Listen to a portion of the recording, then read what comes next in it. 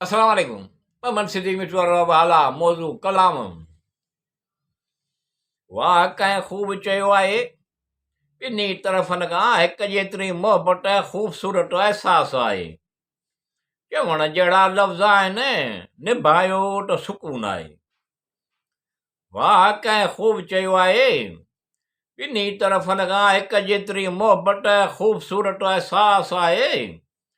चवण जहिड़ा लफ़्ज़ आहिनि, निभायो त सुकून आहे। चवंदा आहिनि हासिलु कोन थो थिए त क़दुरु आहे, ऐं हासिलु थिए थो त ख़ाक बराबरि। चवंदा आहिनि हासिलु कोन थो थिए त क़दुरु आहे, ऐं हासिलु थो थिए त ख़ाक बराबरि। जॾहिं त ईअं कुझु कोन्हे, इहा पंहिंजे पंहिंजे ज़र्फ़ जी ॻाल्हि आहे। वाह कंहिं ख़ूब चयो आहे, ॿिन्ही तरफ़न खां हिकजेतिरी मोहबत ख़ूबसूरत एहसास आहे। चवण जहिड़ा लफ़्ज़ आहिनि, निभायो त सुकून आहे। अगरि तूं दिलि सां मुख़लिस आहीं त हिकु तूं ई काफ़ी आहीं। अगरि तूं दिलि सां मुख़लिस आहीं त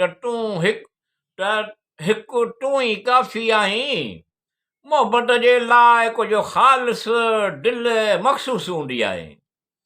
वाह कंहिं ख़ूब चयो आहे, ॿिन्ही तरफ़न खां हिकजेतिरी मोहबत ख़ूबसूरत एहसास आहे।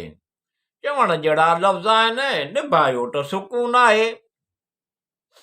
अगरि कुझु खिलण दिलि सां मुस्कुराहट जो बि इंतज़ाम थी वञे, अगरि कुझु खिलण दिलि सां मुस्कुराहट जो बि इंतज़ाम थी वञे, घणो ख़ासि घणो प्यारो दिलकश हसीन एहसास आहे।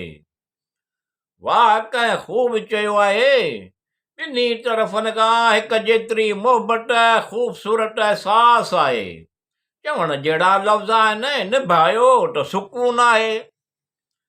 अगरि कंहिं जूं मुस्कुराहटूं तव्हां सां वाबस्ता आहिनि, अगरि कंहिं जूं मुस्कुराहटूं तव्हां सां वाबस्ता आहिनि, त यकीन करियो तव्हांजो वजूद क़ाबिले रश्क आहे।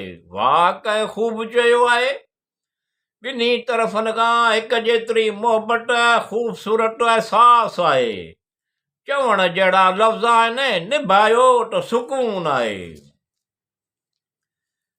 या अल्लाह रब्बिल इज़्ज़त आस उमेदूं पुॼाए, मतिलब नेक मक़सद हासिल थियनि।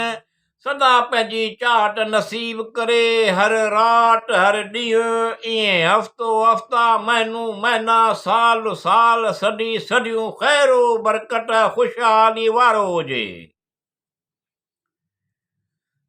या अल्लाह रब्बिल इज़्ज़त आस उमेदूं पुॼाए, मतिलब नेक मक़सद हासिल थियनि। सदा पंहिंजी चाहत नसीब करे, हर रात हर ॾींहुं, ईअं हफ़्तो हफ़्ता, महीनो महीना, साल साल, सदी सदियूं ख़ैरो बरकत ख़ुशहालीअ वारो हुजे करे। सिहत तंदुरुस्ती नेमत हज़ार अता करे, ज़्यादा रिज़्क़ रोज़ी अता करे, ख़ासि नेमत रहमत बरकत अता फरमाए।